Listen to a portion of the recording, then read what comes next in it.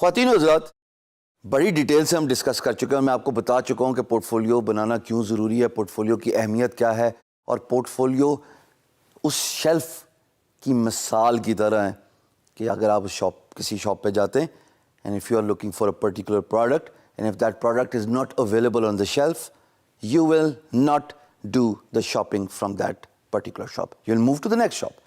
Similarly آپ کا portfolio بھی وہی امپورٹنس رکھتا ہے. But portfolio, for the sake of putting portfolio, does that make any sense? As far as I'm concerned, میں نے وقت کے ساتھ، تجربے کے ساتھ یہ سیکھا ہے کہ پورٹ فولیو جتنا پیارے طریقے سے سجایا جاتا ہے نا، اتنا ہی اس کا امپیکٹ بڑھتا ہے. یہ ایسا ہی ہے کہ اگر آپ کسی کے گھر جاتے ہیں اور گھر اچھے طریقے سے صاف ستھرا، اچھے طریقے سے سجا ہوا ہو، it says a lot about the people who live in that house. Is that correct? واہ شاباش. اس کا مطلب کہ آپ کا پورٹ فولیو بھی سجا ہونا چاہیے. اب اس کی سجاوٹ کیسے ہوتی ہے دوستو؟ اس کی سجاوٹ ایسے ہوتی ہے کہ آپ کو یاد ہوگا میں نے آپ کو فائیور کی اگزامپل دی ہے.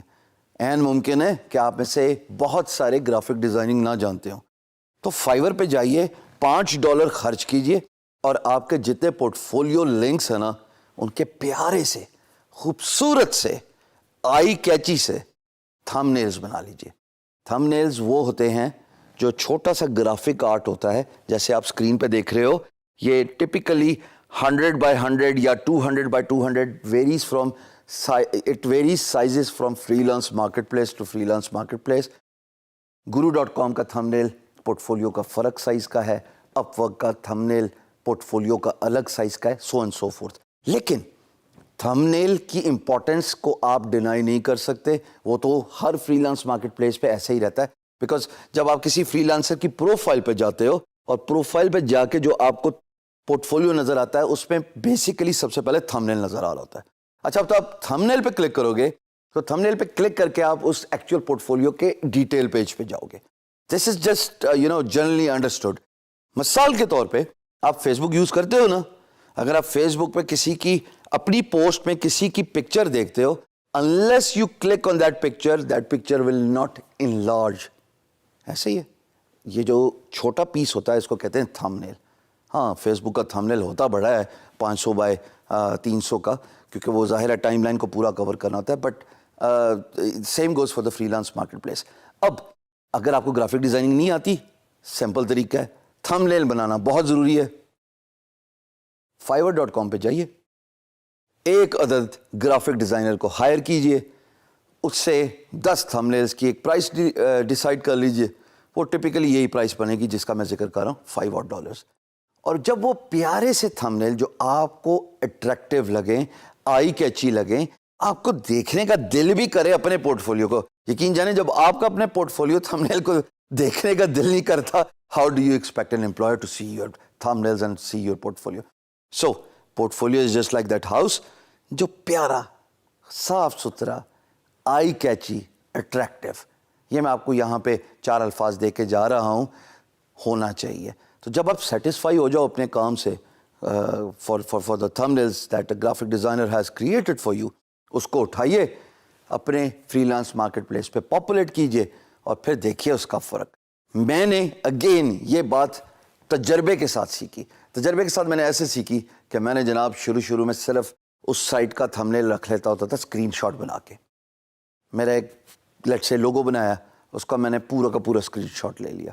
یا میں نے ایک ویب سائٹ کا یوزر انٹرفیس بنایا، تو میں اتنی بے وقوفی کرتا ہوتا تھا دوستو کہ پورے کے پورے کروم کا، یعنی کہ کروم ویب سائٹ میں نے کروم پہ کھولی ہے تو میں پورا کا پورا تھم نیل لے لیتا تھا وداؤٹ ریئلائزنگ کہ employer wants to see my creativity. If I as a graphic designer cannot show creativity in my work, how do I expect my employer to hire me for a graphic design work? Same goes for other niches.